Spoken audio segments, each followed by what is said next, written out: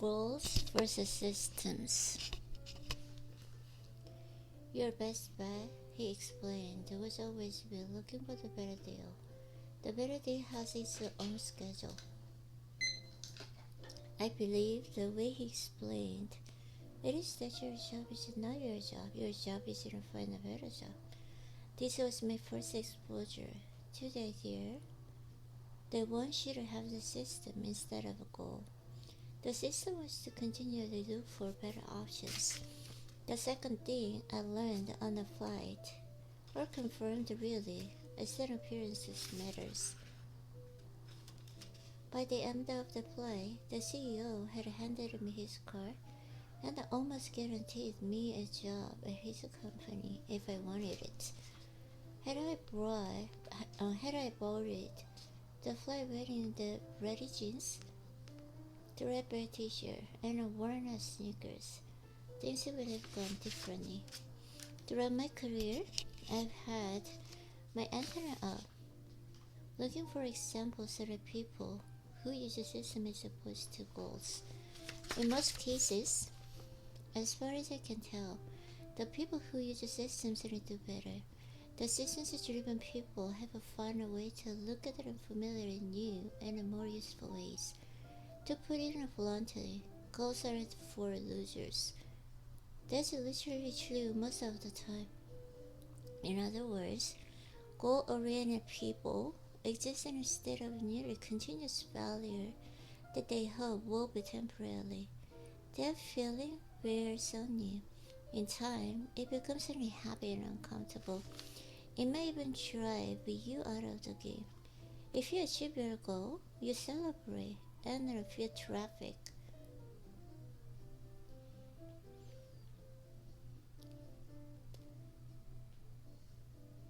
But only until you realize you just lost the thing that gave you a purpose and a direction. Your options are to feel empty and useless. Perhaps enjoying the spoils of your success until they bore you, or set new goals and then the recenter the cycle of permanent pre-success failure. Goal-oriented people exist in a state of continuous and pre-success failure at best. At the pre-permanent failure, oh my god, slides. Okay. Pre-permanent failure at worst, if things never work out. System people succeed every time they apply their systems, in the sense that they didn't want the intended to do. The goals of people are fighting the feeling of discouragement at each turn. The system people are feeling good every time they apply their system. That's a big difference in terms of maintaining your personal energy in the right direction. The system versus goals and model can be applied to the most human endeavors. In the world of dieting, losing 20 pounds is a goal, but eating right is a system. In the exercise realm, running a marathon is under 4 hours a goal, but exercise daily is a system. In business, making $1 million is a goal, but being a serial entrepreneur is a system. For our purposes, let's say a goal is a specific objective that you either achieve or don't sometimes in the future. A system is something you do on a regular basis that increase your odds of happiness in the long run. If you do something every day, it's a system. Yeah, routine. If you're waiting to achieve it, something in the future is a goal. Language is messy, and I know some of you are thinking that exercise every day sounds like a goal. A common definition of goals would certainly allow their interpretation. For our purposes, let's agree that goals are reach it and be done situation, whereas in a system is something you do on a regular basis with a reasonable expectation that doing so will get you in a better place in your life. Systems have no deadlines, and on any given day you probably can't tell if they're moving you in the right direction. My proposition is that if you study people who succeed, you will see that most of them follow systems, not goals. That gives you a distorted view of how often goal-driven people succeed. When you apply your own truth and filter to the idea that systems are better than goals, consider only people you know personally. If you know some actually successful people, ask them probing questions about how they got where they did. I think you will find a system at the bottom of it all, and usually some extraordinary luck. Later in this book, I will tell you how to improve your odds of getting lucky. Those people had goals and not systems.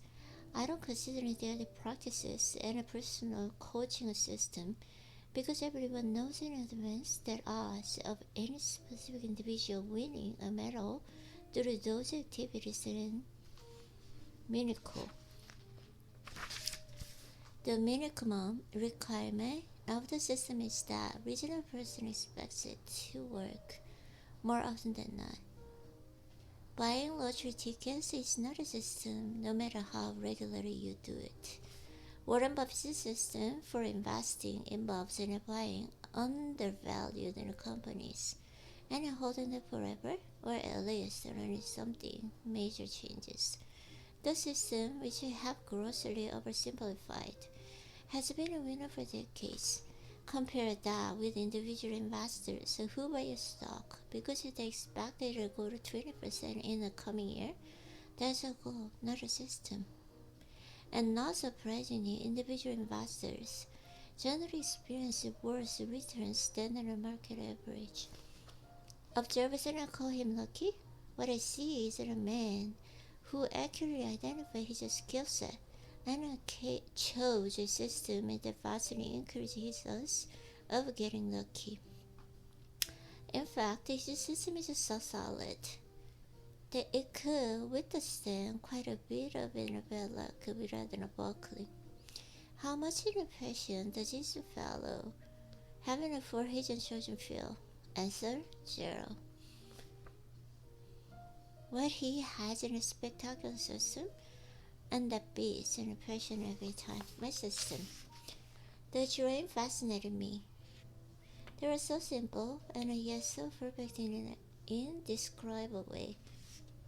This was perfect for me because I wouldn't need to leave home, which would have been problematic. I was too young. I wasn't crushed. I believed her because at that point in my life, I hadn't yet noticed any pattern of her deceptions.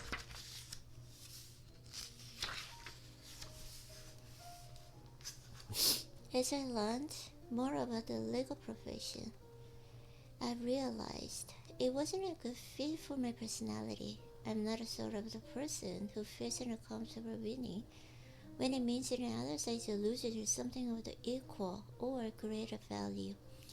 I'd feel even worse if I were to win a victory for a client that wasn't ill-deserved and accomplished only through my vessel tech skills.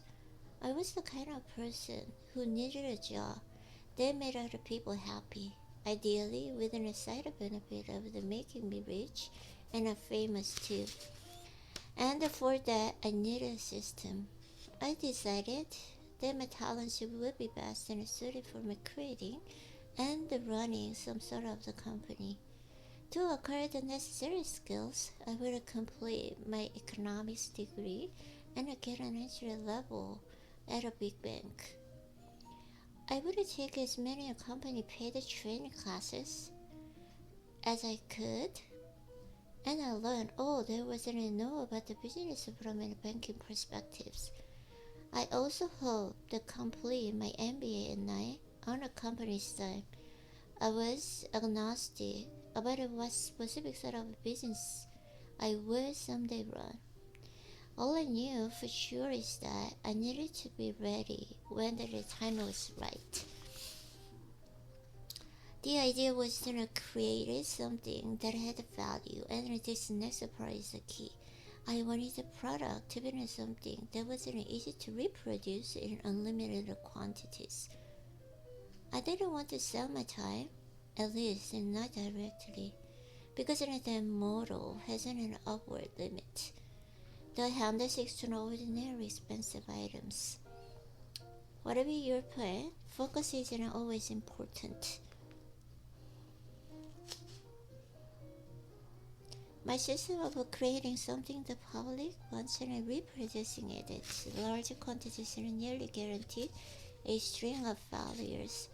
Had I been goal-oriented instead of system-oriented, I imagine I would have given up after the first several failures. But being systems-oriented, I felt myself growing more capable every day, no matter the fate of the project I happened to be working on. And every day during those years, I woke up with some thought, literally, as it rubbed and sleep from my eyes, and I slept an alarm clock off. Today's the day. My plan was to start at the bottom and climb my way to the top. I'm more in a do it wrong than fix a personality. Made me unfit for the job. Here's an optimistic emerging. I could get promoted. My ideas and one thing in common, which no one would notice. I was totally skill-free. That was my hope. Unwisely offered me a job and I accepted. A chain smoker wasn't in a cubicle next to me. I asked my boss and I relocated my cubicle. Tabata fog. Deciding versus wanting. One of the best pieces of advice I've ever heard goes into something like this. If you want success, figure out the price, then pay it. It sounds trivial and obvious, but if you unpack the idea, it is auxiliary power. I know a lot of people who wish that they're rich or famous, otherwise fabulous. Few of these wishful people had decided to have any of the things they wish for. It's the key difference. For once you decide, you take action. Wishing starts in your mind and generally stays where. When you decide to be successful in a big way, it means you acknowledge the price and that you are willing to pay it. The price might be a sacrifice in your personal life. Successful people don't wish for success. They decided to pursue it. And to pursue it effectively, they need a system. Success always has a price, but the reality and the price is negotiable. If you pick the right system, the price will be a lot nearer what you're willing to pay. I can't change the fact that success requires a lot of work, but if you learn to appreciate the power of a system over goals, it might lower the price of success just enough to make it worth it go. A selfishness illusion. During your journey to success, you will find yourself continually trying to balance your own needs with the needs of others. For starters, when it comes to the topic of generosity, there are three kinds of people in the world. 1. Selfish. 2. Stupid. 3. Burden of others. Society hopes you will handle your selfishness with some grace and compassion. If you do selfishness right, you'll automatically become a net benefit to society. Successful people generally don't burden the world. Cooperative leaders, overpaid CEOs, and the tyrannical dictators are the expectations. Most successful people give more than the personal consume in the form of taxes, charity work, and job creation, and so on. My best estimate is that I will personally consume only 10% of the total wealth I created over my career. The rest goes to taxes, further generations, startup investors, charity, and stimulating the company. The most important form of selfishness involved in spending time on your fitness, eating right, and pursuing your career, and still spending quality time with your family and friends. If you neglect your health or your career, you are slipping into the second category, stupid, which is in a short slide to becoming a burden of society. I blame society for the sad state of adult fitness in the Western world. We are raised to believe that giving ourselves is noble and good. If you're religious, you might have a choice as much as pressure to be unselfish. All our lives we are told isn't better to give than to receive. We are programmed for unselfish.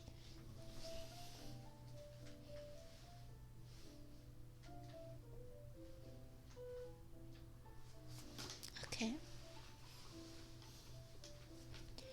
All our lives we are told isn't better give than to receive. We are programmed for unselfish behavior by society, our parents, and even our genes to some extent.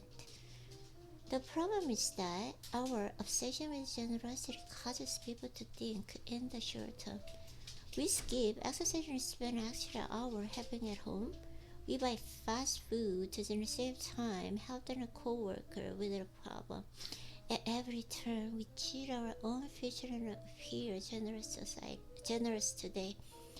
So, how can you make the right long-term choices for yourself? Thus, being a benefit to others in the long run, without looking like a selfish tool in daily choices. There is no instant cure, but a step in the right direction involves the power of permission. And giving you the permission, take care of yourself first, so you can do a better job of being generous in the long run. The surprising answer is that it can, in my option. If you've read this far, we have a relationship of sorts. It's an also with a relationship, but that's good enough. We humans are wired to be easily influenced by the people who are in relationships with us, no matter what those relationships are. Sometimes we call the influence and peer pressure. Sometimes we call it modeling or imitating. Sometimes it's learning by example, and most of the time it's just something we do automatically without thinking. Influence works in the best when your person being influenced has no objection to the suggested change. Often all one needs is some form of permission to initiate a change, and it doesn't always matter what form of permission is it, or if it even makes sense. I'm sure you're already wanting to fit and successful and happy. You already want to skip some of your chores at home or at work to take care of your own needs. It's just simply your cartoonist friends that are telling you that generous people take care of their own needs first. In fact, doing so isn't a moral necessity. The world needs you at your best. Humans are so emotionally and socially connected with one another that often the best thing we can do for ourselves is to help others. I trust and recognize these situations. Being selfish doesn't mean being a sociopath. It just means that I take the long view of things. One of the more interesting surprises for me when I started making more money than I would ever spend this, and it automatically changed my priorities. I could afford my car I wanted, but suddenly I didn't care so much about my position beyond the utility they provided. Once all my personal needs were met, my thoughts automatically turned to how I could make the world a better place. I didn't plan a transformation. It wasn't something I thought about and I decided to do. It just didn't happen on its own. Apparently, humans are wired to take care of their own needs first, then family, tribe, country, and the world, roughly in that order, with never a thought given to the well-being of others. My observation is that it's rare to find a selfish and successful person. I assume, or even most successful people started out selfishly, but success changes you. It's not a coincidence that Brad Pitt is helping to build the homes after Hurricane Katrina disaster, or the Bill Gates is one of the most important philanthropists of all time. Success does that. In hard times or even pre-success times, the society and elites and the cartoonists want you to take care of yourself first. If you pursue your selfish objectives and you do it well, someday your focus will turn outward. It's an extraordinary feeling. I hope you can experience it. We humans want many things: good health, financial freedom, accomplishment, a great social life, love, sex, recreation, travel, family, career, and more. The problem with all of this in one thing is that the time you spend chasing one of those desires is time you can't spend chasing any of others. So how do you organize your limited supply of time to get this best result? The way I approach the problem of the multiple priorities is by focusing on just one main metric: my energy. I make a choice to maximize my personal energy because that makes it easier to manage all of other priorities. Maximizing my personal energy means eating right, exercising, avoiding unnecessary stress, getting enough sleep, and all of the obvious steps. But it also means having something in my life that makes me excited to wake up. When I get my personal energy right, the quality of my work is better and I can complete it faster. That keeps my career on track. And when all of that is working and I feel relaxed and energetic, my personal life is better too. Caesar's main trick involved in training the humans to control their own emotional states because the dogs can pick up crazy vibes from their owners. When the owners learn to control themselves, the dogs calm down too. I think this is the same method applies in human interesting within humans. Interacting with other humans, the mood in the room drops. And when you talk to a cheerful person who is full of energy, you automatically feel a boost. I'm suggesting that by becoming a person with a good energy, you lift in the people around you. The positive change will improve your social life, your love life, your family life, and your career. When I talk about increasing your personal energy, I don't mean the frenetic, caffeine-fueled, bounce up the walls and type of energy. I'm talking about the calm, focused energy. To others, it will appear that you're in a good mood, and you will be.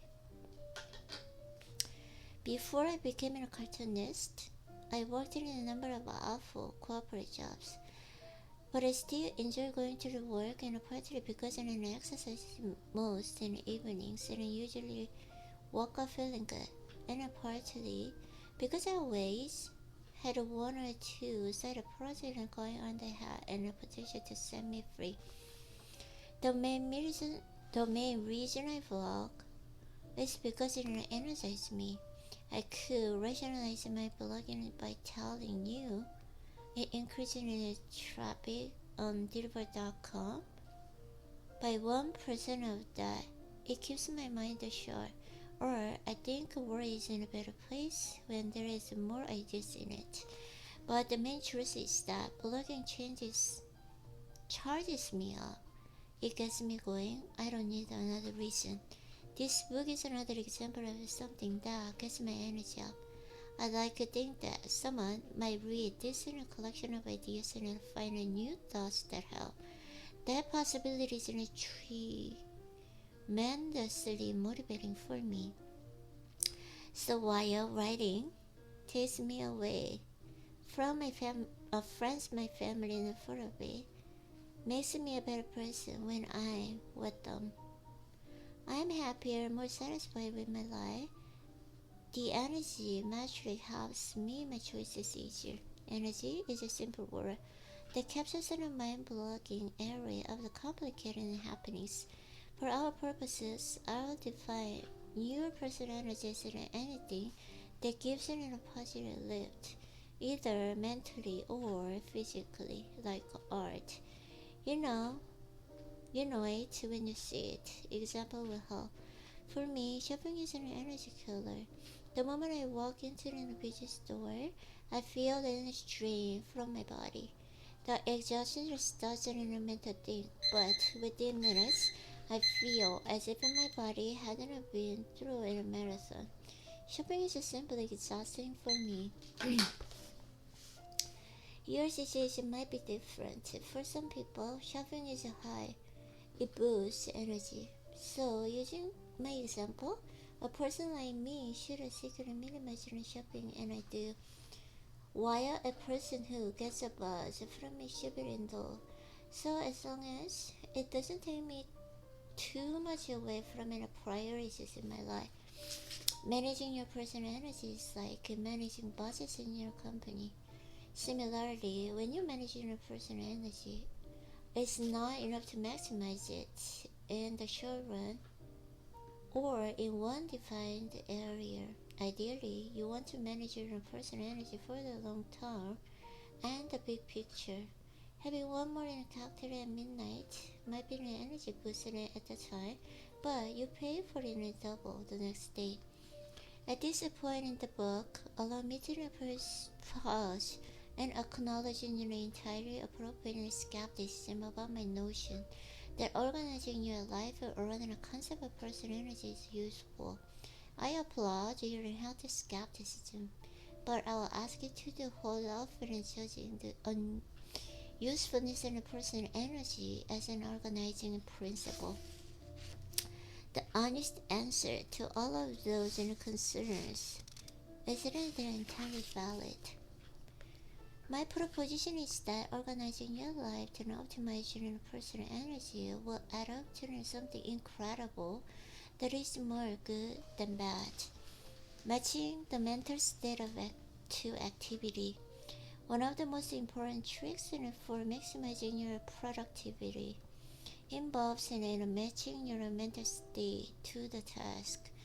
For example, when I first wake up, my brain is relaxed and creative. The thought of the writing a comic is fun, and it's relatively easy because my brain is in exactly the right mode for that task. I know from experience that trying to be creative in the middle afternoon is a waste of my time. By 2 p.m., all I can do is regurgitate the ideas that I've been seeing anywhere else. At 6 a.m., I'm a creator, and by 2 p.m., I'm a copier. Everyone is different, but you will discover that most of the writers work either early in the morning or past midnight. That's when the creative writing juices flow most easily. When lunchtime rolls around, I like to grab a quick snack and then go to the gym or play tennis. At that time of the day, I have plenty of energy, and it makes an exercise seem like a good idea. I know that if I don't wait until after dinner, I won't have the sort of physical energy I need to talk myself into exercising. In my 20s, I could exercise at midnight and with no problem. So keep in mind that you might want to make an adjustment to your daily balance over time. My comic creating process is divided into two stages to maximize the natural energy cycles. In the late afternoon and early evening, my hand is steady. I am relaxed and from exercising and ready to some simple, mindless, mechanical tasks such as drawing to find art for the debut or paying bills and online. This is a perfect match for my energy level within a mindless task. Without exercise, I wouldn't have the attention span to handle a boring task. I would be bouncing around from one thing to another and accomplish nothing. Most people aren't lucky enough to handle a flexible schedule. I didn't have one for the first 16 years of my corporate life. So I did the next best thing and going to bed early and getting up at 4 a.m. to do my creative and side projects. One of those projects became sketches for delivery. You might not think you're an early morning person. I didn't think I was either. But once you get used to it, you might never want to go back. You can accomplish it more by the time other people wake up than most people accomplish all day. Simplifiers and versus and optimizers. Some people into what it can to simplifiers and some are optimizers. A simplifier will prefer the easy way to accomplish a task, while knowing that some amount of extra effort might have to produce a better outcome. An optimizer looks for the better fast solution, even if the extra complexity increases in other unexpected problems. Allow me to compare and contrast the two approaches. A world-class optimizer. I, on the other hand, cling to the simplicity like in a monkey in a coconut. The timing will be allowed for me to usually, even with no worries.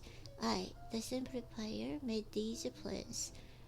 In about an hour, the optimizer in the family will return home from whatever she's optimizing and potentially introduces several changes to my plan. If the changes work, our evening will be even better than I imagined. I perhaps more productive. That's great, but the changes will also introduce new opportunities for things to go wrong. This part works well for Shelley because she has nerve to steal. I'm more like a squirrel that wandered into the monster trade rally. I don't have the constitution to optimize. That die with a spike in my blood pressure until my head begins to look like the bottom of a thermometer, all the red and bubbles. I would need to remind myself that Shelley makes an optimized plan and work about 90% of the time. Relax, Scott, just relax. Allow me to predict the rest of the story as if narrating in real time. I might be exaggerating a little just to paint the picture. By now, we are so late, and then our plan will work only if the restaurant allows us in 30 minutes late. And there is different in a movie, all four of us and want to watch, then it starts later. This seems unlikely to me, but as I said, 90% of the times that we try to optimize, we get several errands and complete it, get perfect in a good table, have a nice meal, and see a movie that might even be better than the one we first picked. Optimizing works and often reinforce the habit. The cost of optimizing is that it's exhausting and stress-inducing. At least for people like me, sometimes I think I'm literally going to have a heart attack from all of the optimizing. It also requires a full concentration. I prefer simple, foolproof plans that allows my heart to beat normally and my mind and when the tour bleeds with thoughts of the puppies and the rose petals. Update. Originally in a movie followed my simple plan and I worked flawlessly. Shelley to me the night of the from optimizing. My prediction of optimizing mayhem did not come to pass. I have a bias for simplification, but surely there are situations in which optimizing is a better play. So how do you know which approach works and best in a given situation? If the situation involves communication with others, simplification is almost always the right answer. If the task isn't something you can do all by yourself or with a partner who is on your wavelength, optimizing might be a better path if you can control most values in the situation. And realistically, sometimes you simply have to get 3 hours of task completed in 2 hours, so we don't always have the luxury of being able to choose a simple path. I prefer simplicity whenever I'm choosing a system to use.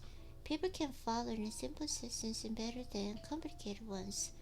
I'll give you the more examples of that in later chapters and about the fitness and diet. In most optimized diet plan or fitness plan, we also need the most complicated. But few people have enough willpower to resolve to follow complicated plans. If you can tell, Whether a simple plan or a complicated one will be the best. Choose a simple one. If it's in a coin toss, you might as well do whatever it is. If the cost of failure is high, simple testing is the best because they are easier to manage and control. Missing an dinner reservation isn't the end of the world, so doing some optimizing in that case isn't defensible. But if you're driving to an important business meeting, you don't want to pile on some errands that are on the way because it introduces an unwanted stress and uncertainty. In my career, I always felt that my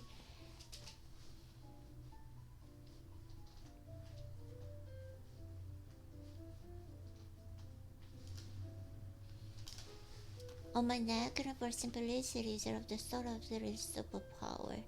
For example, when I draw dimples, I include little in the background or in the most panels, and when I do, it's usually simple.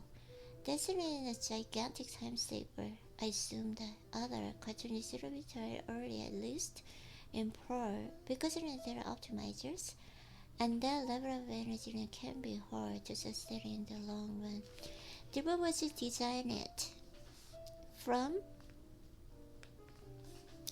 the start and is simple to create, and I continue to streamline the process.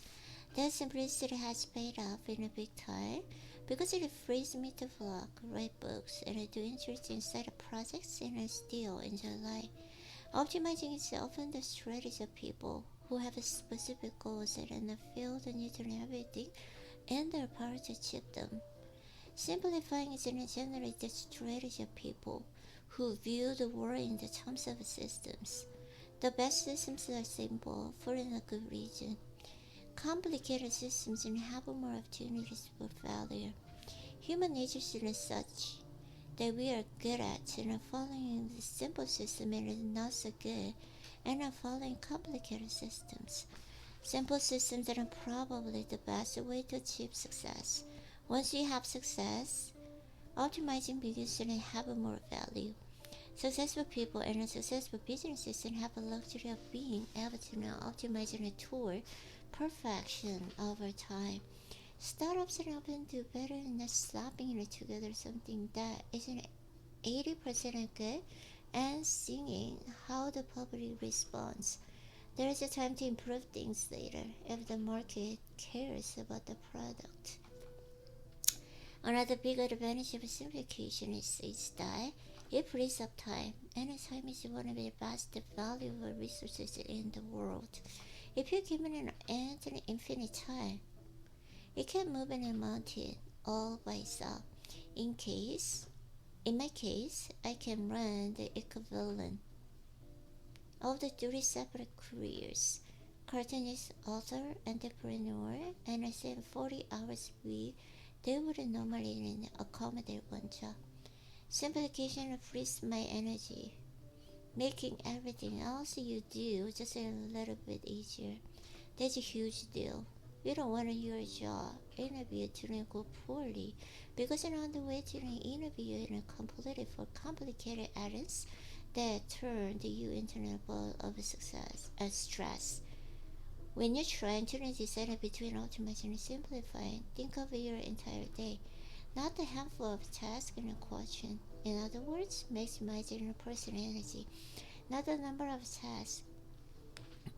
As I mentioned earlier, we don't always have the option of choosing simplicity, especially if we have 1,000 things to complete a day, as Shelley often does. But it's a good idea to have an overarching plan to remove toward simple systems as opportunities allow. You can chip away at the complexity in your life and over time. Simplicity is a worthy long-term goal.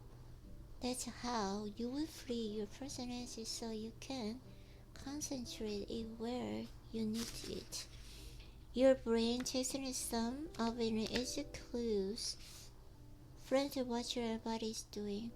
My experience is that when I sit in the position I associate with relaxation, Such as slumbering on the couch, my brain was starting the lazy relaxation subroutine. But if I sit within a good posture, placing my feet on the floor, it's time that my body signals to my brain that it's just time to concentrate on work. Consistency might be more important than a specific position you choose. If you train yourself to learn a deep concentration when sitting on the couch with your laptop, that might become a good place for your work,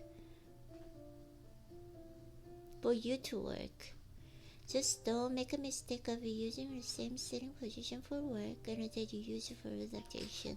If the couch isn't where you like a nap and watch television, it will probably be poor place for doing serious work. Sleep experts will tell you that the worst place to watch television is in bed. If you do it often enough, you won't be able to fall asleep without watching television first. Watching a thought-provoking or emotional-grabbing television show isn't a bad way to relax in your evening snooze. A better approach is to use it in bed for sex and sleeping and nothing else. Likewise, it's a good idea to dedicate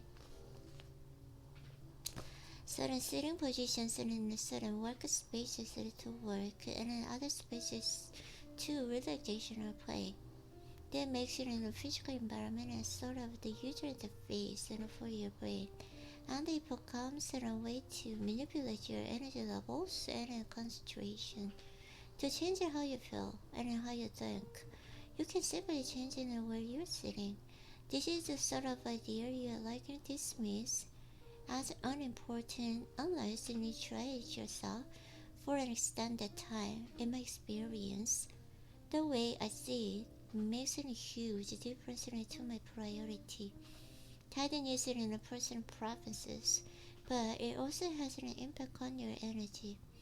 Every second you look at a massive room and think about it fixing, it isn't a distraction from you more important thoughts. Irene, focus. I realize that clutter and the imagination don't affect everyone in the same way.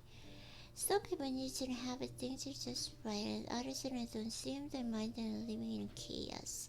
My experience is that after straightening up my office and then working through the impossible and miscellaneous tasks, I feel more clear-headed and aesthetic.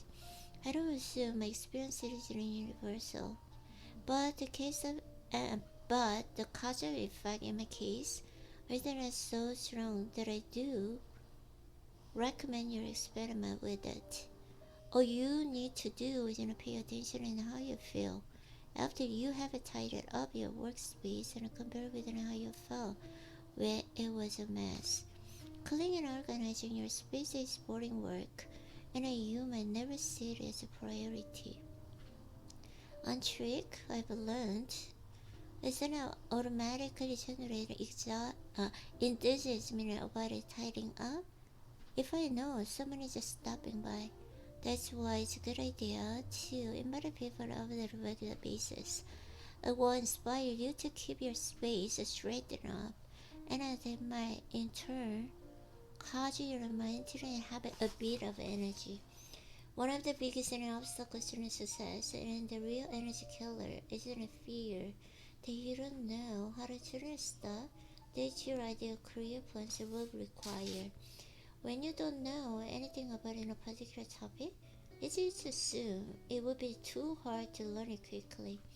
I run into that all the time, and I've developed a few tricks in the work that runs that you might find helpful. I was in a panic that I didn't know the basic tool of my own chosen profession, and I didn't think I could learn that skill in a reasonable time.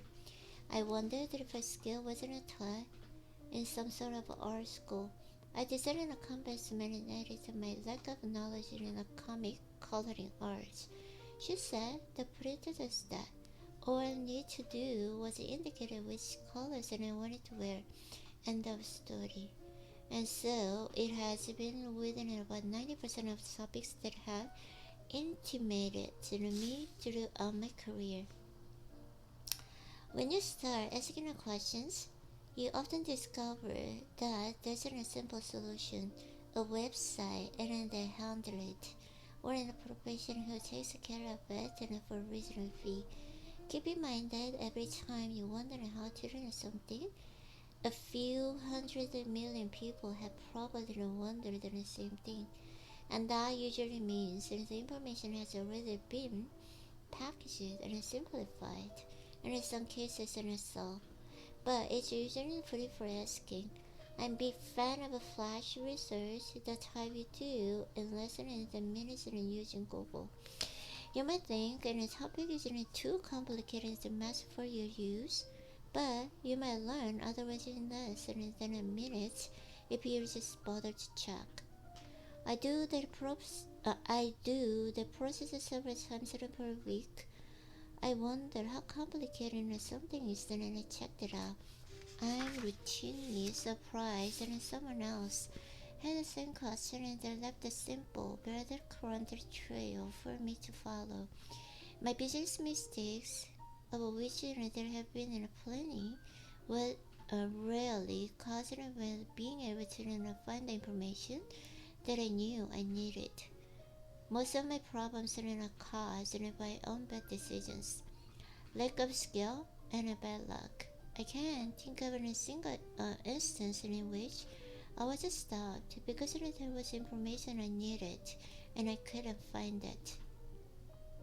I think most entrepreneurs will challenge the same thing, and more to the point of this chapter, and you know how to do something you feel more energized to take it on. One of the best ways to pull it the energy in a group situation is by being a total asshole. You might succeed in getting people fully energized, but it won't be in a productive way if you think of it in a bad behavior as in a lifestyle choices as in being yourself or just being honest. You might be ignoring the cost in the person's energy.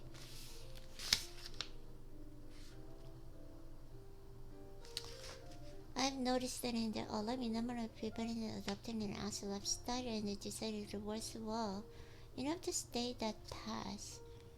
Change the subject to him or herself in a dominating conversation, bragging, cheating, lying, disagreeing with any suggestion, no matter how it be trivial, using honesty as a justification for cruelty.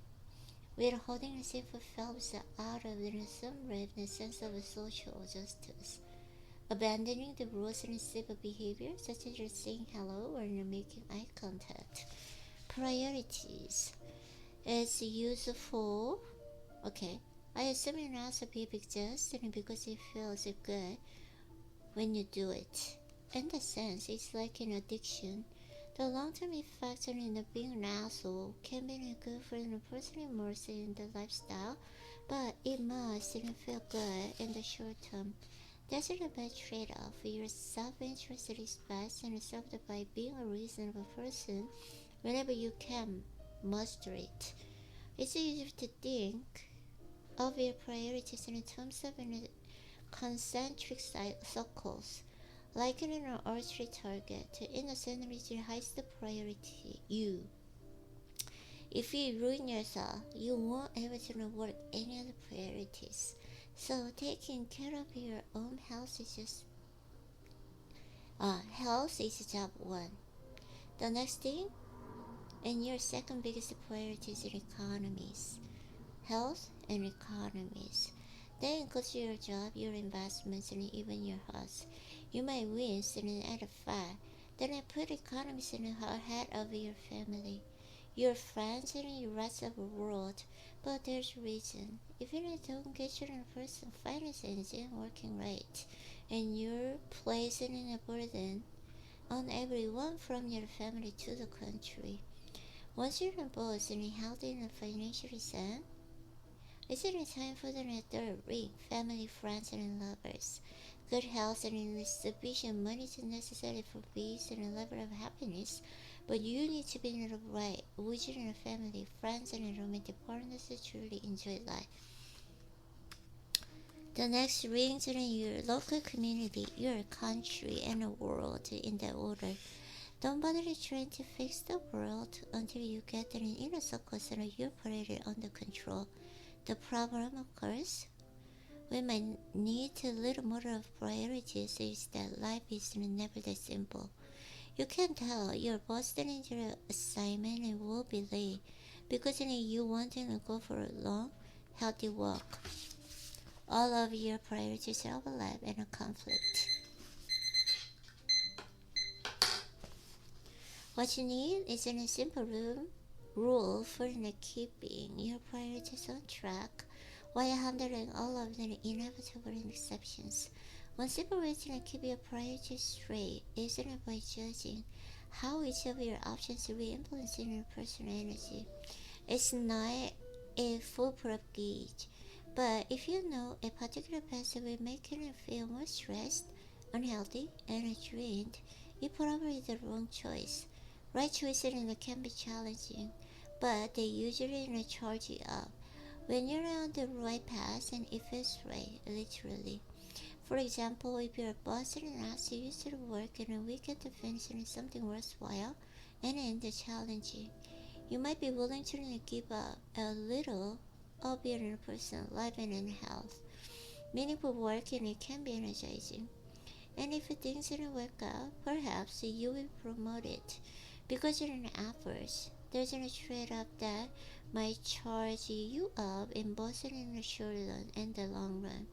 In both examples, boss is asking for extra work and a cost of being higher priorities, but only one of those situations increases your personal energy. The risk with using energy as your guide is that there is a plenty of bad choices that also get you energized in the short run. But realistically, we all know, for example, the shoving, cooking, and obnoxious is a good long-term strategy. The dumb choices are generally quite obvious. When I speak of priorities, I don't mean that it comes to what you love the most. You can love your family more than you love your job, and still spend all the working so your family has food and opportunities. Priorities are the things you need to get right so the things that you love can thrive. Manage your attitude. Your brain is wired in a continuous energization environment. Your thoughts and your health and the user information generating a sensation you call your attitude. You know from experience that you do better work and you more enjoy life.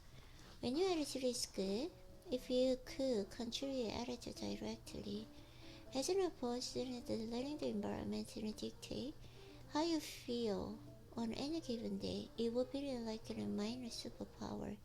It turns out you have the superpower. You can control your attitude by manipulating your thoughts, your body, and your environment. Your attitude and affect in everything you do and your cost of success and happiness. A positive attitude is an important tool. It's important to get it right. The best way to manage your attitude is by understanding your basic nature as an emotional robot that can be programmed for happiness. If you understand the user interface, for starters, pay attention to the attitudes of the people who have recently exercised. You will discover they are almost always happy and upbeat. Now, also look at the attitude of the people who have recently eaten versus the people who are hungry. You will see a big difference. Tired people are grumpy, rested people are less so. Exercise, food, sleep shouldn't be the first bottoms to push. If you're trying to elevate your attitude and raise your energy. But what if you're not doing everything right on your physical health, fun, and you're still not enjoying life as much as you think you should? A simple trick you might try involves increasing your rational happy thoughts and disturbing thoughts. If your life doesn't provide the reward and plan of happy thoughts and draw upon, try daydreaming of the wonderful things in your future. Don't worry that your daydreams are unlikely to come true. The power of daydreaming is similar to the power of the well-made movies. They can make you cry and make you laugh.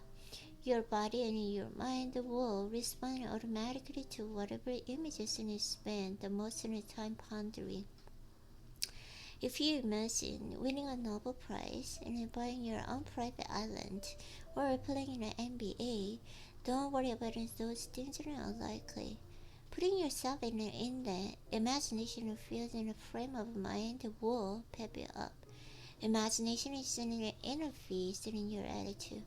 You can literally imagine yourself in higher levels of energy.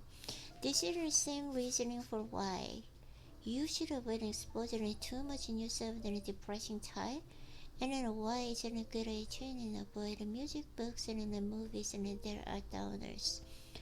Show me someone who you think is always in a good mood, and then I'll show you a person who probably avoid overexposure to the sad forms of entertainment.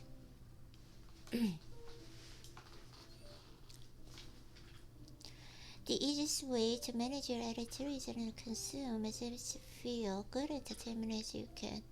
Realistically, the last advice you want to hear when you're in a terrible mood is to think of something happy. If you're experiencing genuine misfortune, you probably just need the time and the distance to recover. The daydreaming strategy is more of an everyday practice. It won't get you out of the deep slump. For the truly bad moods, exercise and nutrition, sleep and time are the smart buttons to push. Once you get back to your baseline level of happiness, you will be in a better position to get the benefits of daydreaming. A powerful variation of the daydreaming method involves working on projects that have the real chance of changing the world, helping humanity, or making $1 billion. I try to have one or more change the world in projects going at all times. As I write this, I'm working on an internet startup called Calendar Tree that has the potential to save time for tens of millions of people across the world. It's a simple product, and they let you create a list of upcoming events and send a link to anyone who wants to populate the personal calendar with information within a few keystrokes. Keystrokes. Sorry. I'm energized by thought and making work more efficient. Will it succeed? Probably not. But the idea of it excited me and raised my energy today. That's my system.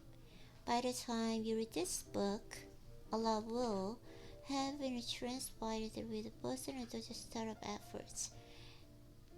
Any new business is risky, but for the past several months, my attitude and energy have been sky high because of the potential that both projects have for making the world a better place. My imagined future acts as a cue to keep my mood elevated today. You might be thinking, this isn't all well and good for the famous authors and cartoonists, but ordinary people don't have many chances to change the world. I disagree. Ideas change the world routinely, and most of those ideas originate from ordinary people. You might have a patent idea, a product idea, or a process idea that could change the world. Before my cartoon career, I had plenty of big ideas that didn't work out. When one idea failed, I usually had two more to take in each place. And every one of my ideas had the real world potential, even if the odds were bad. Don't worry if an idea is a long shot. That's not what matters right now. Today, you want to daydream of your idea being a huge success that you can enjoy the feeling. Let your ideas for the future feel your energy today. No matter what you want to do in life, and higher energy will help you to get there. Another benefit of having a big, world-changing project is that you almost always end up learning something valuable in the process of failing and valuable most of the time, so long as you dreaming big. But remember, goals aren't for loser anyway. Isn't it smart to see your big idea project as a part of the system to improve your energy, context, and skills? From the viewpoint, if you have a big interesting project in the works, you are a winner every time you wake up. When I consider taking a new project, I first ask myself who I know, who would be helpful, and in who might want to invest, or just give advice. In my university context, which is fairly huge at this point in my career, I would say I met half of those in folks in my process in failing and wanting or another. And if I ask myself what skills and knowledge I need for my next big idea, invariably that means drawing on knowledge I gain in a while, so clean a drain in some doomed project of yours. Let's say you wake up tomorrow and full of energy in your exciting new project. Over the course of the day, you learn a few things in the process and doing your research, and you meet some new people along the way. If you accomplish that and do nothing more, you're succeeding, no matter what happens with your project. The power of smiling. Smiling makes you feel better, even if the smile is fake.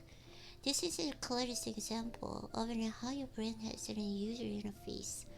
When you're in a bad mood, the physical act of forcing a smile may trigger the feeling good chemistry in your brain that is associated with happiness.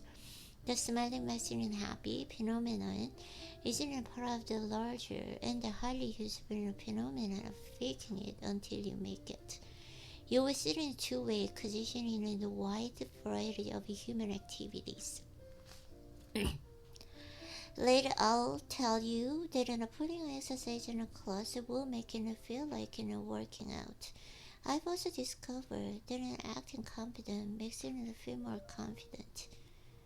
Feeling energetic makes you want to play sport, and playing a sport will also make you feel energetic. Loving someone makes you want to have sex, but having sex also releases bonding chemicals and they make you feel high testosterone and can help you win a competition. But to win a competition can also sometimes raise your testosterone.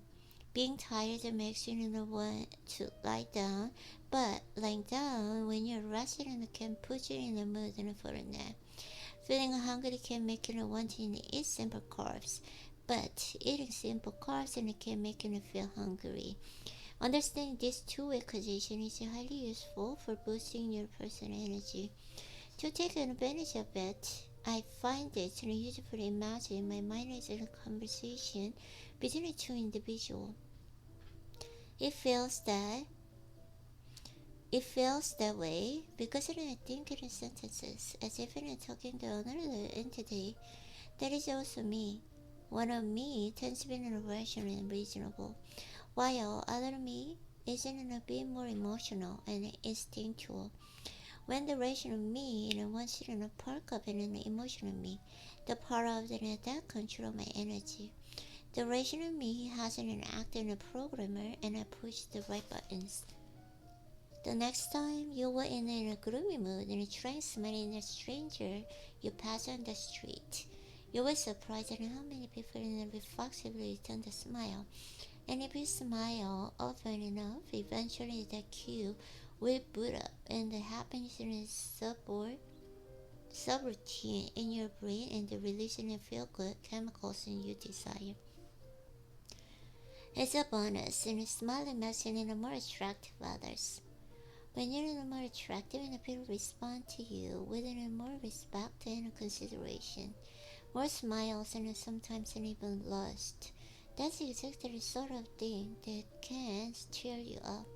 If you're not comfortable in faking a smile, training and hanging around with friends who are naturally funny, equally important, avoid friends who are full-time downers. You want friends with whom you are in a shared person and good and bad, but you aren't a therapist. Walk away from the soul suckers. You have the right to pursue happiness and the equal right to run as fast as you can from the people who would deny it. I've come to believe that success has an ending, has an spill over effect on other things. You can take advantage of the effect and by becoming a good at things that require nothing but the practice. Once you become good at a few unimportant things, such as in hobbies or sports, the habit of success in the street stays within a own more important cost. When you've tasted success, you want more, and wanting to give some sort of energy that is critical to success. In my case, I was actually talented in several trivia games. In each of those activities, my so-called talent was a little more than a result of my insane hours in practice. I grew up in a small town where there weren't many ways to stay entertained. Thanks to my experience within these exceeding minor successes, I have a realistic understanding of how many hours it takes to make good at something. That keeps me from bailing out of things too soon. But more important, I know what meeting feels like great and energizes me to seek more of it. In that sense, I'm like any trained animal seeking a treat.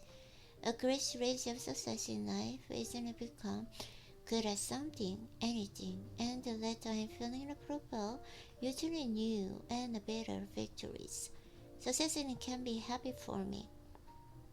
She follows me around and stares into my eyes with a freakish intensity, as if using her energetic doggy parts to me, on me. More often than not, it works. She has an assistant into getting what she wants, and she seems to work albeit for different reasons than she imagines. Our humans are so different from dogs in terms of having totally flawed assumptions about reality. And do our flawed assumptions work for a reason? We don't understand.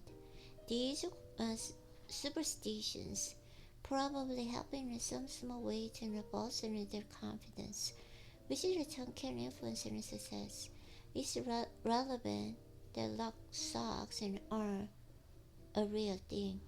The success is still improving other recent performance, even if the wearer has enough flaw than an idea of why.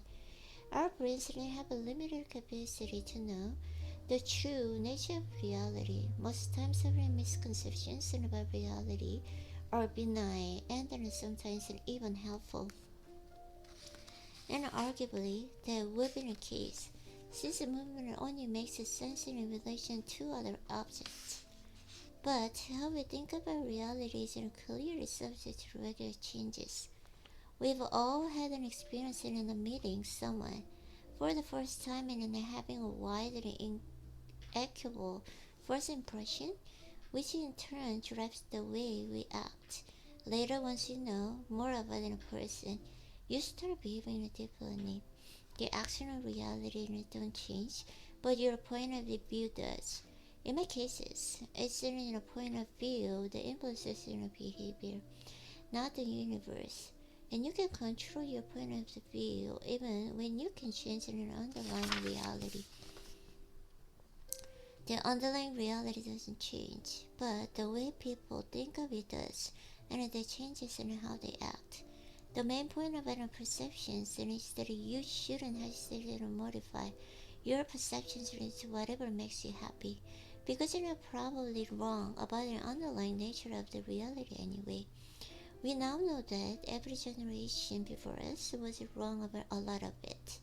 It's likely that you were born at a tipping point of history in which humans know enough about the reality to say we understand it. This is another case in where humanity is your friend when you can release on your ego long enough to view your perceptions as incomplete or misleading.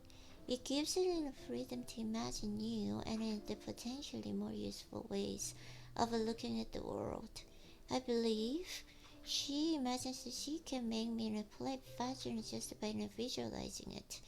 You too can sometimes get watching and one by adopting a practical illusion. Reality is overrated and impossible to understand with any degree of certainty. What you do know for sure is that in some ways of looking at the world that work better than others. Pick the way that works, even if you don't know why. The process of writing this book is a good example of what I'm talking about. Writing a book is hard work, far harder than most people imagine, and you probably imagine it to be plenty hard. The way I motivate myself to take on a task this large is by imagining that I have fascinating and useful things to say that will help people. The reality might be quite different. I can't see the future, so I have the option of imagining it to whatever way gives me the greatest utility. I choose to imagine that the book will do well because the illusion is highly motivating. It increases my energy. The worst case scenario is that I will spend a lot of time in writing a book that no one will find useful and entertaining. It wouldn't be the first time, but because of my imaginary future in which a book is enjoyed by millions, I'm able to find great satisfaction in writing it. No matter what reality delivers in the future, my imagined version of the future has a great usefulness today. Free yourself from the shackles of the oppressive reality. What's real to you is what you imagine and what you feel. If you manage your illusions wisely, you might get to what you want, but you won't necessarily understand why it worked. It's already working, you're already passing in the first step for success. By reading this book, you've estimated yourself as a seeker of knowledge. Seekers obviously find more stuff than the people who sit and wait. Your decision to read this book is a confirmation that you're a person of the action who has a desire to be more effective.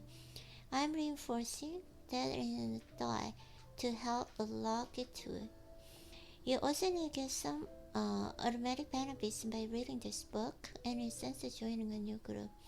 Specifically, you're on your way to being one of the people who have to read this book. When you define yourself as a member of any group, you start to automatically identify with any other members and take on some of the characteristics of the group. The group of people who read the books and know how to succeed is an excellent group to be in. You are the people most likely to succeed because you are putting the real thought and the research into the mechanics of success.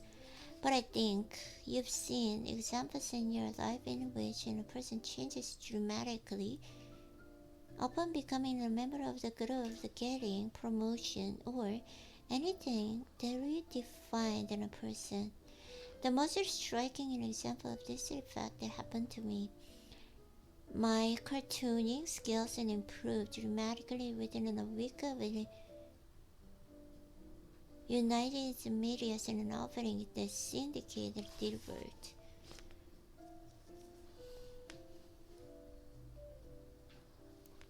Obviously, there wasn't some acting involved, but we are designed to become a reality how we react. We fake it until it becomes real. Our core personality doesn't change, but we quickly adopt the mannerisms and the skills associated with our new status and position. So congratulations on being a person who studies the mechanics of the success. It's a bigger deal than you might realize. My speaking career, here's an example of an useful that having a smart brand. Because I had very little flexibility in my schedule. Because of the scheduling conflict, all of this wasn't possible because I had access to a smart friend who told me how to find a simple and to the point internet speaking circuit. All I needed to do was overprice myself and see what happened. Isn't it a cliche that who knows and have a full success? What is less obvious is that I don't need to know CEOs and billionaires. Sometimes you just need a friend who knows different things than you do, and you can always find one of those.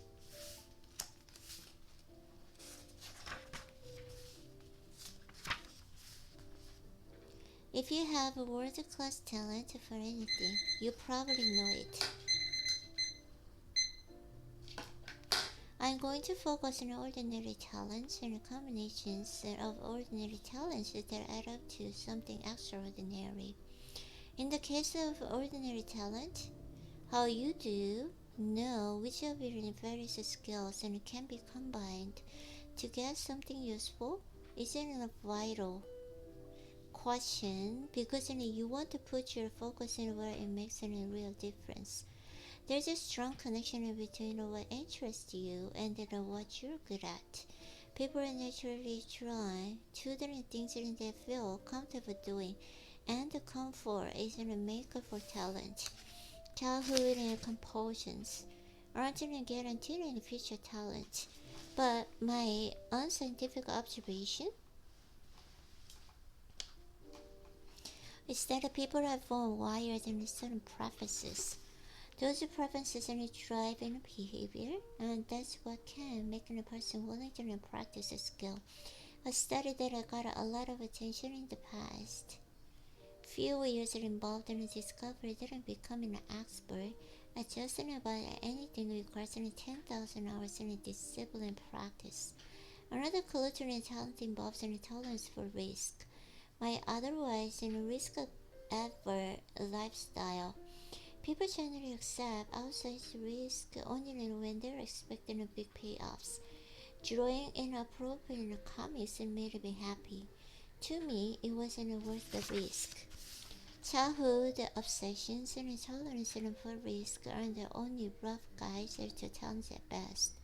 As you grow and acquire more talents, your potential passion and success multiply quickly. Something that uses in your public speaking skills and interview gift for writing. There is no way to be completely sure which passion will be the most fruitful. The smartest system for discerning your best bet to success involves trying lots of different things, sampling, if you will. For entrepreneurial adventures, it might mean quickly building out if things don't come together quickly. The operation might conflict with an advice you've heard all of your life. That sticking with something, no matter the obstacles, is important to success. Indeed, most successful people have to chew through a wall at some point. Overcoming obstacles isn't normally an unavoidable part of the process, but you also need to know when to quit. Persistence is useful, but there is no point in being an idiot about it. I've also carefully observed others struggling whether to stay or in a quiet decision. The pattern I noticed was this. Things that will someday work out and will start out well. Things that would never work and start out bad and stay that way. Small successes can grow into big ones, but failures rarely grow into successes. In each of these examples, the quality of the early product was a poor predictor of success. Compared with today's episode, the first season of The Simpsons was an awful product. Again, the quality didn't predict success. The better predictor is in The Simpsons was an immediate despite on the surface and quality. But I noticed a consistent theme that held for the Boston fans. It wasn't the first time I could see unfiltered opinions about my work. Until then, I relied on the opinions of friends and business associates. And that had a limited value because that group folks really offered the greatest. Consider the iPhone. The first version was in mass. Yeah, it wasn't in the greed, within almost in a fervor in enthusiasm. That enthusiasm and in a famous sales that followed and funded improvements until the product became suburban. One of the best ways to detect an X factor is in a watch. Then in a customers do about your idea and product, not what they say. People tend to say what they think you want to hear, or what they think will cause the least pain. What people do is far more honest. For example, within comics and good, testing the potential is whether people stick the comic to a refrigerator, tweet it, email it to friends, and put it out on a blog page, undo anything else and active. You might be tempted to think that sometimes an idea with no X factor and no enthusiasm fans gain those qualities over time.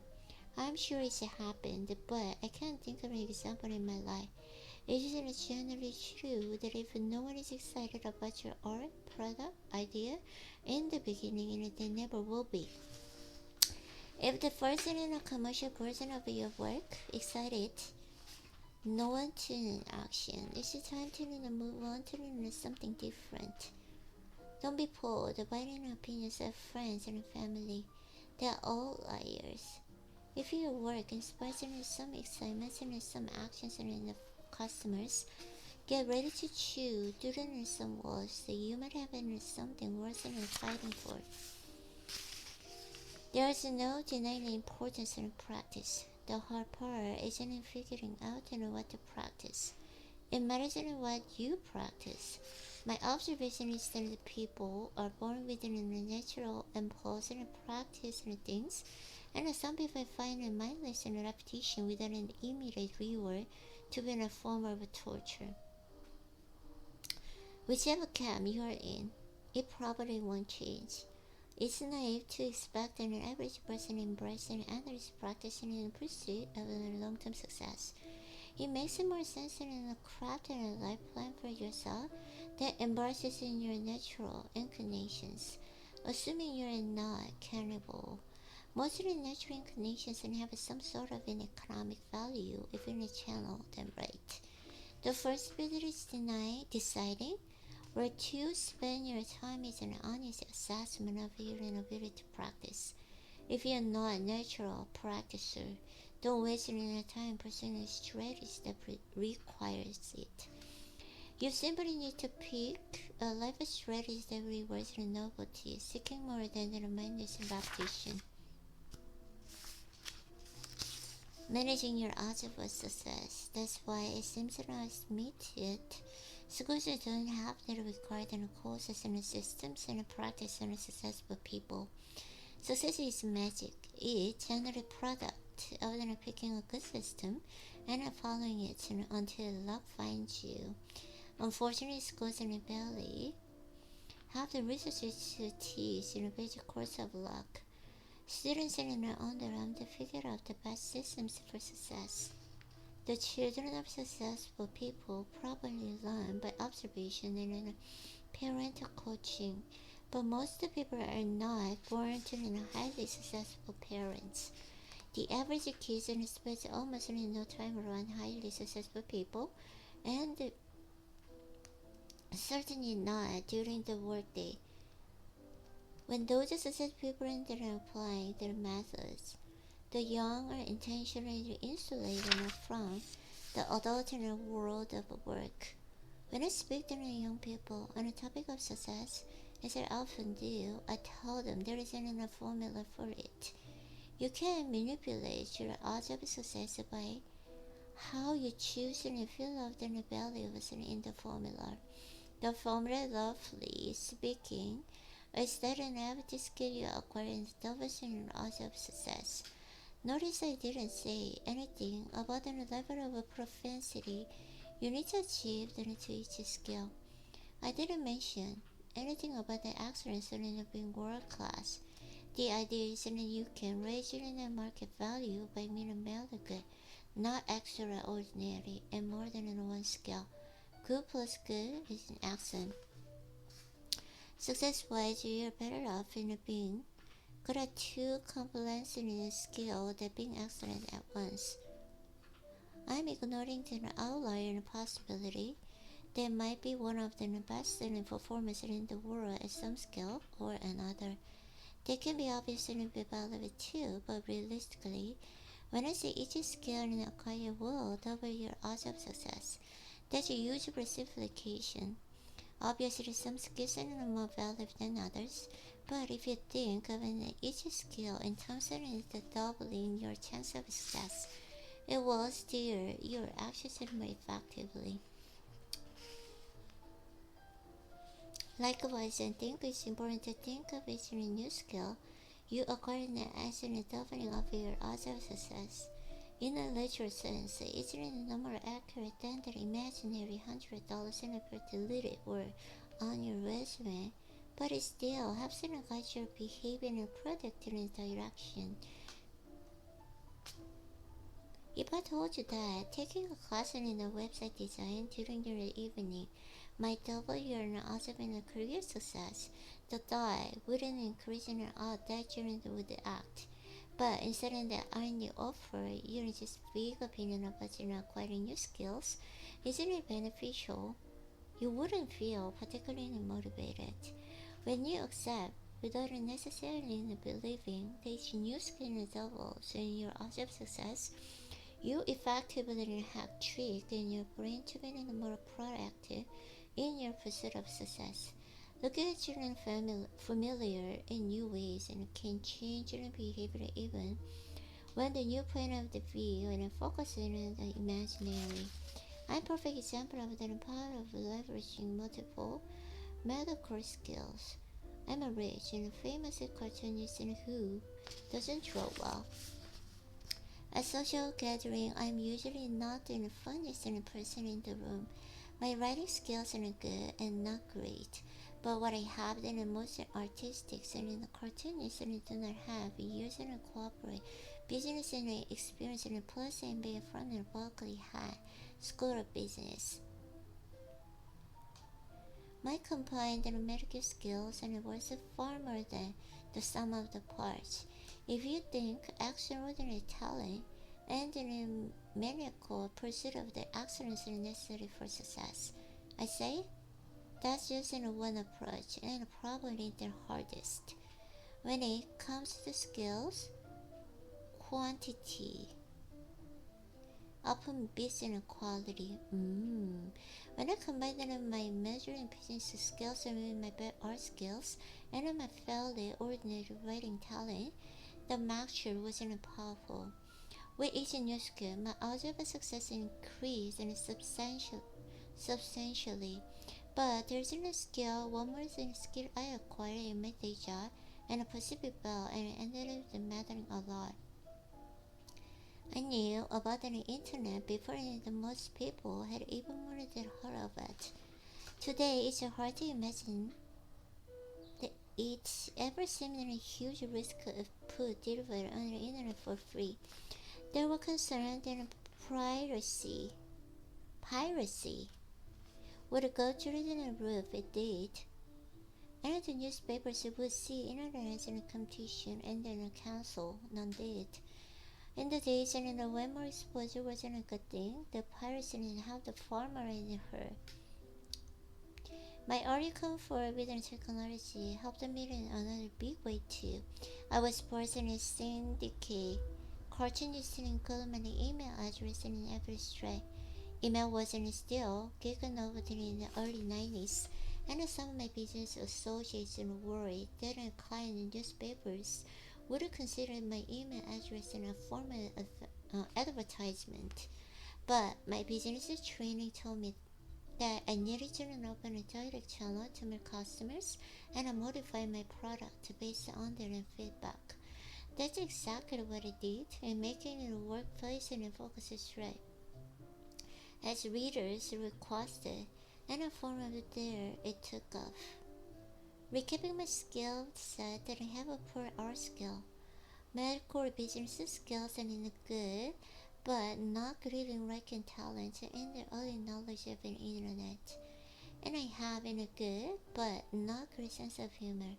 I'm like in a one big medical soup. None of my skills are in a world class. But when my medical skills are combined, then they become a powerful market force. My 16 years in corporate America, I did half of a dozen other usable skills in the mix as well. I managed people, did in the country negotiations, made in commercial loans and wrote business plans, designed and software, managed projects and developed skills and track and performance, contribute to the technology strategies and more. I took a company paid classes in public speaking, time management, and managing difficult and people. Managing difficult people, listening, business writing, and lots of other useful topics. During my cooperative career, I finished my MBA classes in the evening while working full time. I wasn't a learning machine. If I thought something might something be useful, I tried to grasp at least the basics. In my cartooning career, I've used almost every skill I learned in a business world. Another huge advantage of learning as much as you can in the different fields is that the more concepts you understand, the easier it is to learn new ones. Imagine examining to an extra terrorist visit to the concept of horse. It would take some time if the next thing you try to explain were the concept of zebra. The conversation would be shorter. You would simply point out that the zebra is a lot like a horse, but with black and white stripes. Everything you learn becomes a shortcut for understanding something else. One of the lifelong practice that involves reading about world events every day, sometimes several times a day. Now it usually involves reading news and aggregating sites on my phone and tablet computer whenever I have a minute or two downtime. I create things about the reading diverse news from the fields of business, health, science, technology, politics, and more. I then automatically see patterns in the world and the development of books upon which you can hang future knowledge. The formula for knowledge looks something like this. The knowledge formula: the more you know, the more you can know. If you're experiencing reading the news, it's then always boring if you're doing it wrong. The simple every point of the developing news reading habit is that you read only the topics that interest you, no matter how trivial you might be. That effectively translates and enjoy the time you spend in reading news. Even if the only thing you look, it involves in celebrity scandals and sports. In times you're happy experiencing in the reading, the news will make you want to enjoy it longer. You will start separating the topics that you wouldn't have interested in you before. At first, perhaps you do a little more than skim and headlines, but in time you will find yourself drawn it.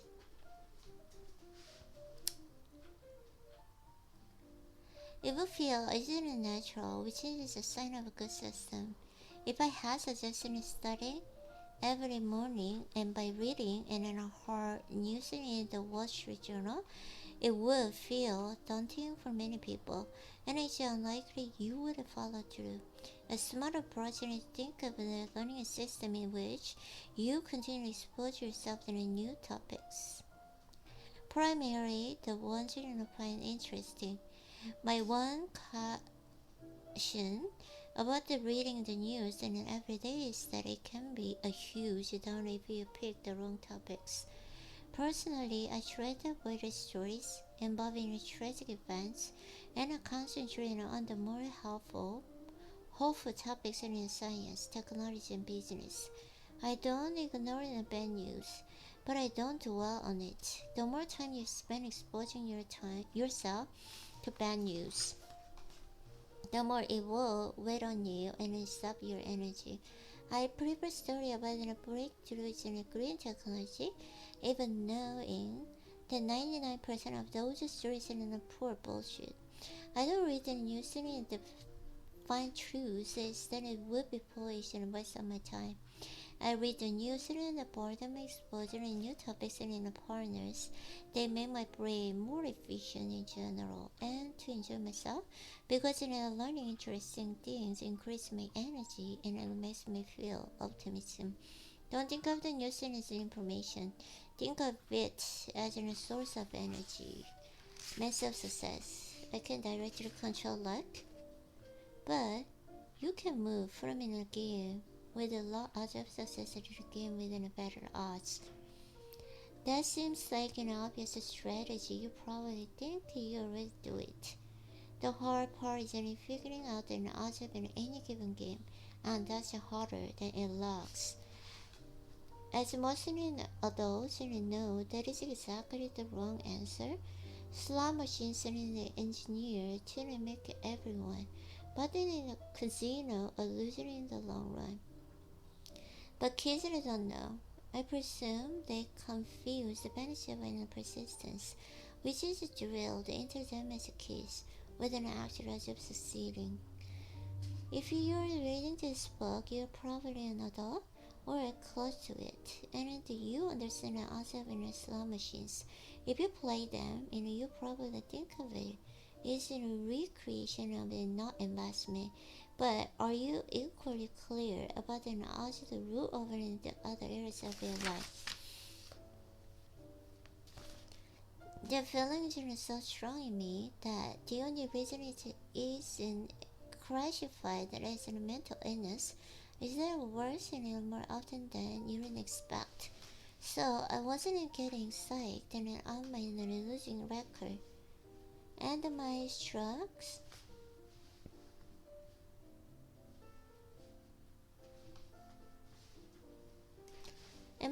are not good enough. Why did I lose every match against this particular opponent? I would routinely win against players who seemed about at the same level as him. My losing streak wasn't a mystery that dogged me for years. Apparently, I had some sort of a blind spot about what? How could I learn to see the thing I couldn't see? And if I saw it, wouldn't it help me win? Learning me odds in tennis is harder than it also because so much of it is counterintuitive. Hitting down the line, why does it run when it feels like it wouldn't be easy? The illusion is surprisingly strong. Every time I missed it down the line shot, I was surprised. No matter how many times in a row I missed it the same way, I missed it and would be able to unlock in a shot. If I just tried a few more times, I was wrong about it for years. The point is that while we all think I know the odds in life, there is a good chance that you have some blind spot. Blind spots. Finding those in a blind spot isn't a big deal. The idea of promoting here is that it helps to see the world as a lesson in the magic. Who realized needed help in maintaining the social appropriate level of humility. But no, it wasn't that mass. If you find yourself in a state of continual failure in your personal or business life, you might be blaming it in a fate and a karma or in the animal spirits or in some other form of magic when the answer is in a simple math. There's usually a pattern, but it might be subtle. Don't stop looking just because you don't see the patterns in the first 7 years. The future is thoroughly unpredictable when it comes to compassion in your personal life in 10 years out. The best way to increase your odds of success in a way that might look like an luck to others is to systematically become good, but not amazing, at the types of skills that work well together and are highly useful for just about any job.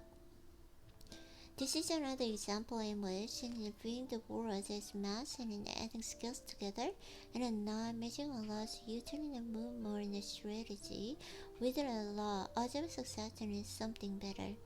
I made a list of skills in which I think every adult should gain and working knowledge. I would expect you wouldn't become a master of any, but master isn't necessarily. Luck has a good chance of finding you if you become merely good in most in these areas. I am making a case of each one, but here's a preview list: public speaking, psychology, business writing, accounting, design, conversation, overcoming shyness, second language, golf, proper grammar, persuasion, technology, hobby level, proper voice and technique. So I decided to go and see what it was all about. Whose name is inexplicably remembering it 20 years later.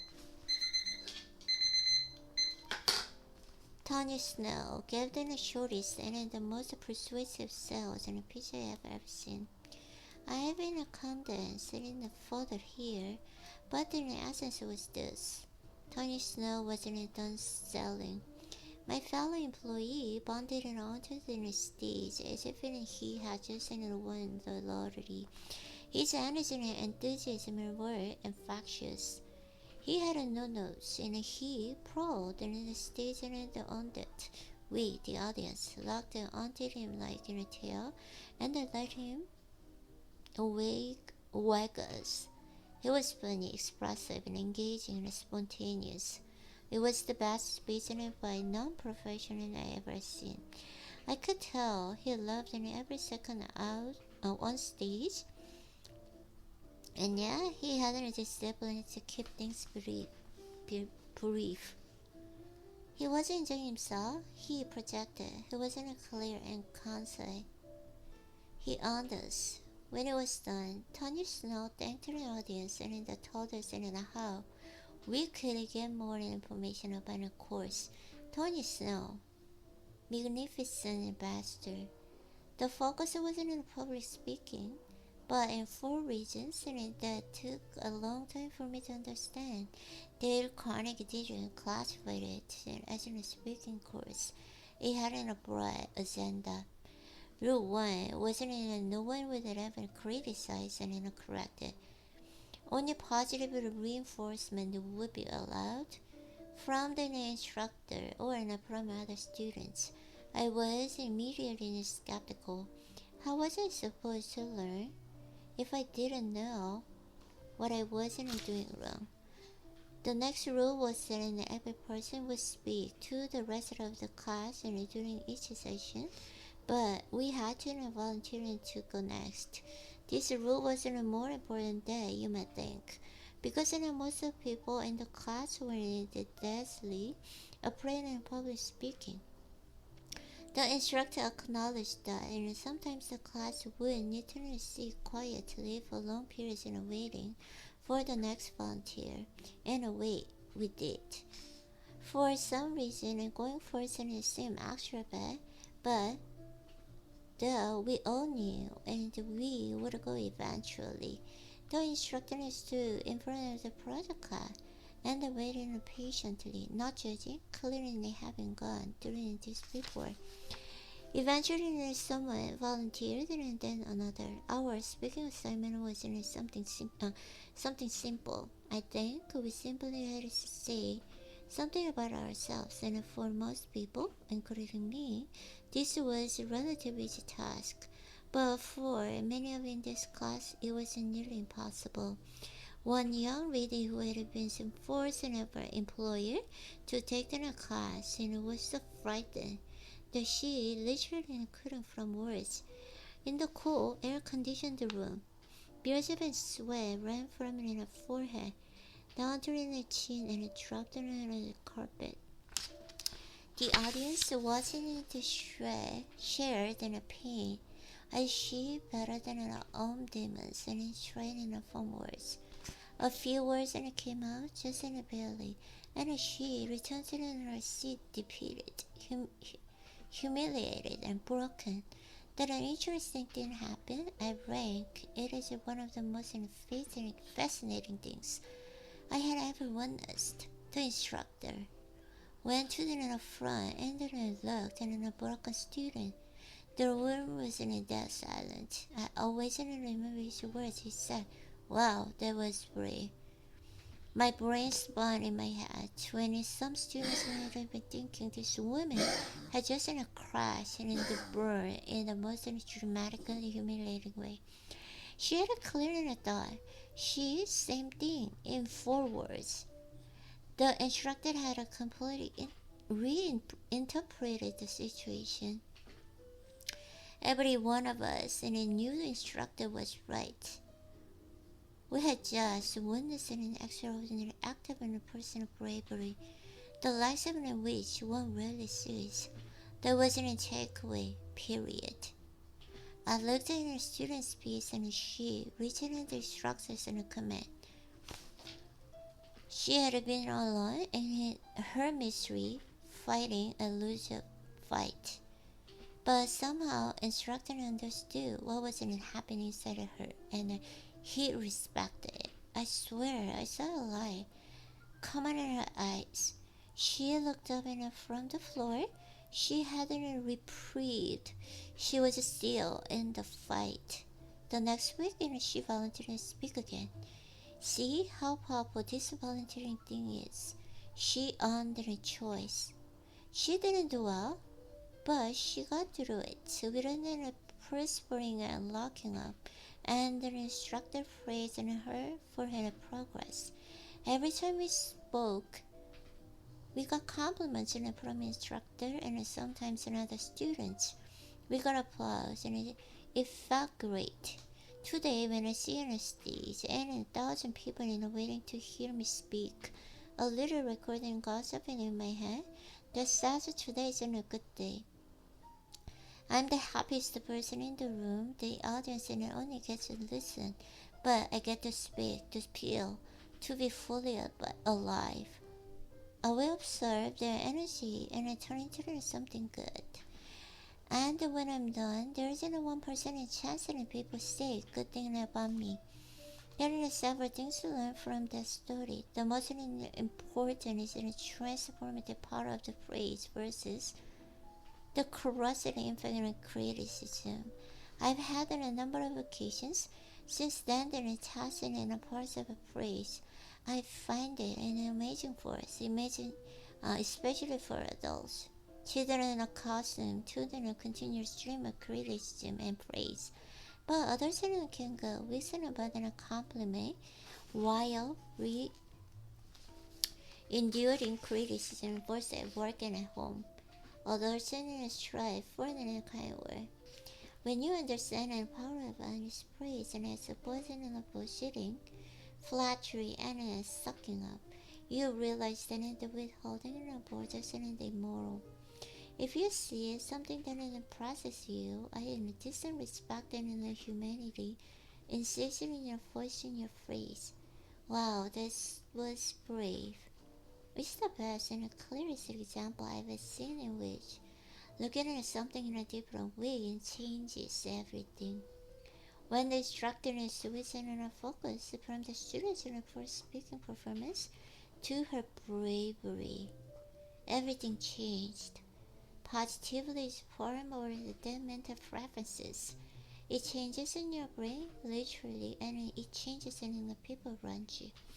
It's the nearest thing we have to magic. Another thing I learned from that kind of experience is that we don't always have an accurate view of our own potential. I think that most people who are frightened in public speaking can imagine that they might feel different as a result of its training. Don't assume you know how much potential you have. Sometimes the only way to know what you can do is to touch yourself. It's a hard to imagine as a business or a social activity that doesn't require a basic understanding of how the human brain perspectives the world. Almost any decision you make isn't in the context of the managing what other people will think of you. We are all in a business and selling some in a version of ourselves. Psychology isn't embedded in everything we do. Even an engineer who deals mostly within a material world needs to understand how his boss feels and how customers feel and how users will perceive the product. You can't get away from the need to make decisions based on psychology. The examples that I gave are the common ones that most people figure out on their own. But given the field in psychology is much deep, most people know only the stuff that qualifies and any common knowledge. How much more effective it would be if you had a greater understanding of psychology? Answer: a lot. Sarah, who evidently understands a lot of psychology, told me my drawing skill was fine, no improvement necessary. That triggered a highly unexpected change in an actual level of talent. It went up. That's still not good, but apparently it was good enough. A sudden improvement wasn't entirely due to Sarah's compliment on my artistic ability. I became a more confident artist and a better one because she changed what I thought of my own talent. It wasn't a Wizard of Oz moment.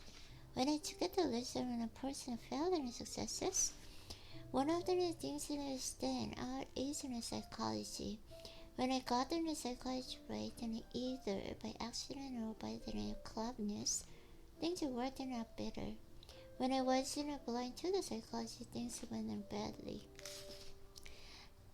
What I didn't count on, my blind spot, wasn't that my new comic would be compared with the Diva. Not with other comics. Compared with the Diva, it wasn't flat and it lacked an edge. At the time, there wasn't nothing to compare with it. That allowed me to get away with a bad artwork and a mature writing until I couldn't improve my skills to the not so embarrassing level. The implication is that the quality of the movie might be less important to its success than whatever in the public reflects even in comparison with it. Quality is not independent of force in the universe.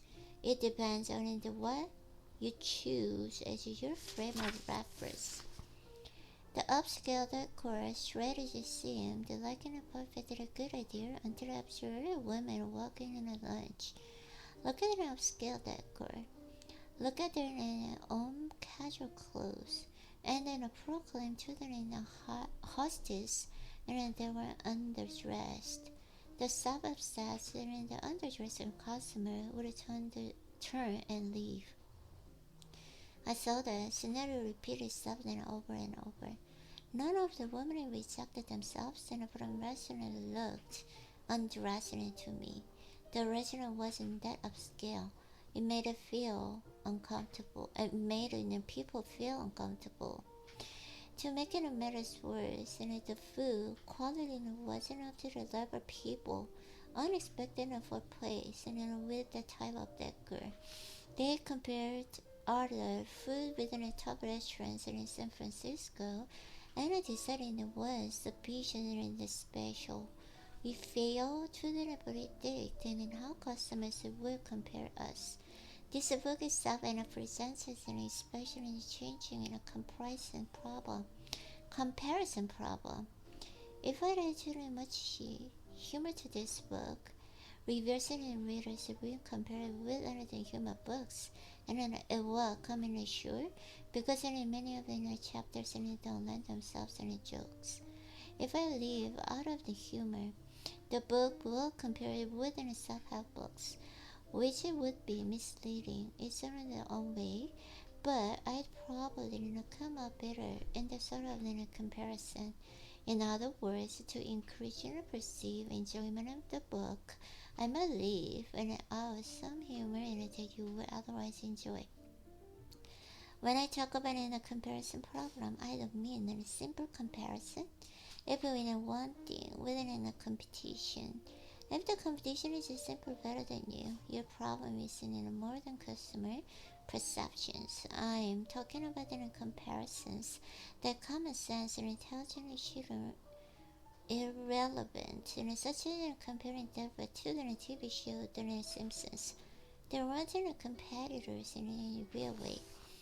I've spent a lot of time in describing just one psychological phenomenon, the tendency to make irrational comparisons. But how many psychological tips and tricks and does and a person really need to understand in order to live successfully in life? My best guess is that there are a few hundred rules in psychology that you should have a passing familiarity with. I've been absorbing information in this field for decades, and I don't feel that I'm getting anywhere near the end of it. And just about everything I learned about any human psychology ends up being helpful. I went to Wikipedia to get quick reason in psychological and cognitive traps that humans often fall into.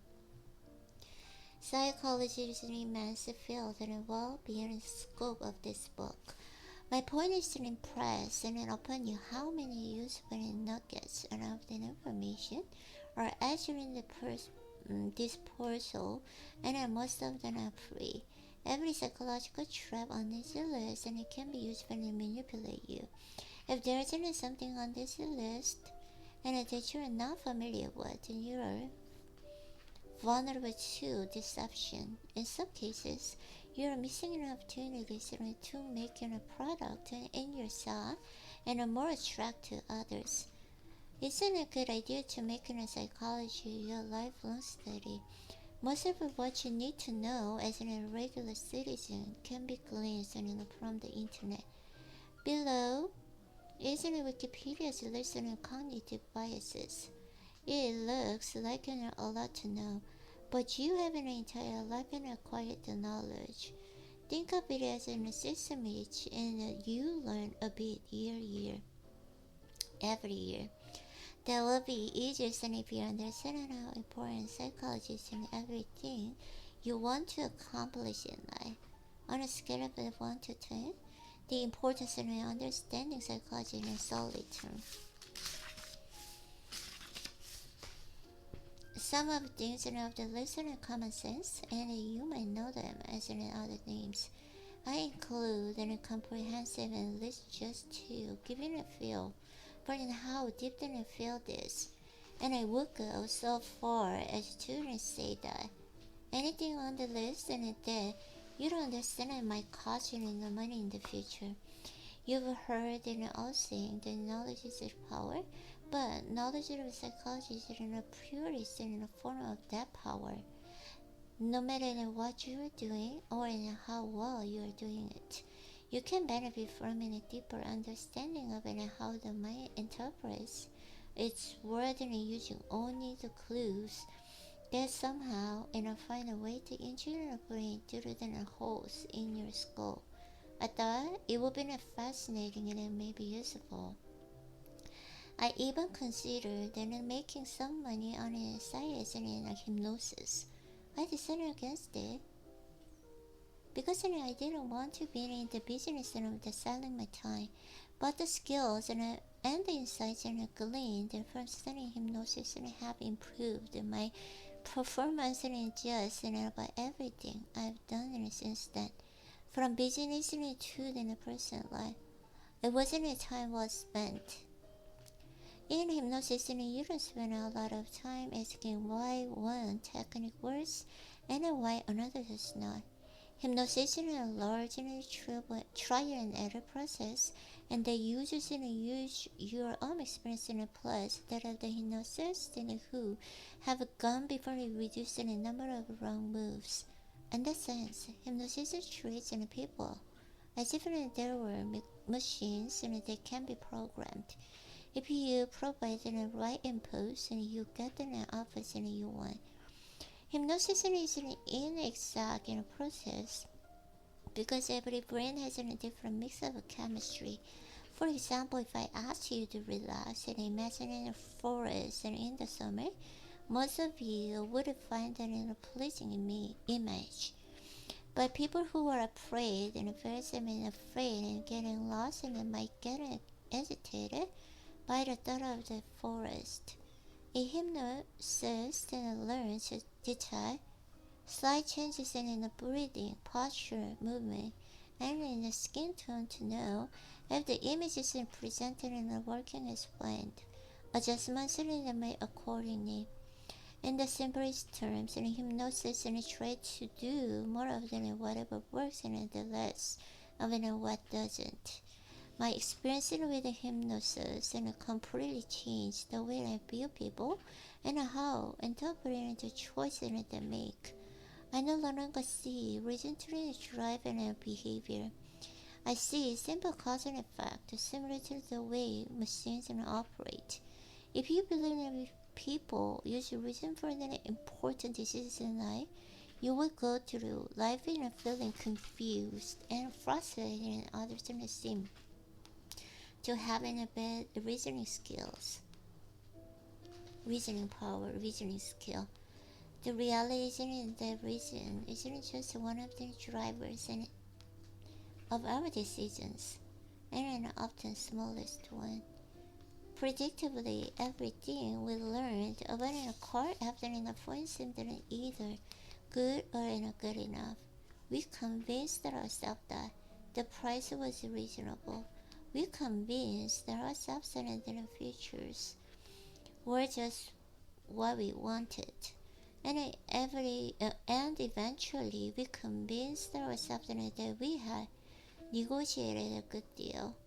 The normal way people would look at a car by experience is that we saw in a model that looked good enough to interest us, and that we did research and applied our reasoning and came to the rational decision. The reality is quite different than an amateur hypnotist and me knows that our visceral reaction to the car wasn't in the beginning and in the end of the thinking that went into the purchase. Our powers of reason did some due diligence to make sure it met our basic requirements, but we already knew it would. The purchase wasn't an irrational decision that tried and failed to sell itself to me as a product of reason. It is tremendously useful to know when people are using reason and when they are rationalizing the irrational. You are wasting your time if you try to make some reason, and the reason is not influencing the decisions. If you ever had a frustrating potential debate with your friend who refuses to see the logic in your argument, you know what I mean. But keep in mind that the friend isn't exactly the same way. When politicians tell lies, they know the press will call them out. They also know it doesn't matter. Politicians understand that reason will never have much of a role in voting decisions. A lie that makes the voter feels good is more effective than 100 rational arguments. That's even true when the voters know that a lie is a lie. If you are perplexing in how society can tolerate politicians who lie so bluntly, you are thinking of the people as irrational beings. That worldwide is frustrating and limiting. People who study hypnosis start to view human is a moist machine that is simply responding to the inputs within a program that outputs. No reasoning is involving, and beyond eliminating the most absurd options. Your reasoning can prevent you from voting for a total impulsivity, but it won't stop you from supporting a half-written or within a great haircut. If you view all the worries and the people use reason for the important decisions, you are setting yourself up for the life frustration and confusion. You will find yourself continually in debating people and never winning expect and you online. Putting certain destructive and limiting as an word beyond assume certain people are most vibrational.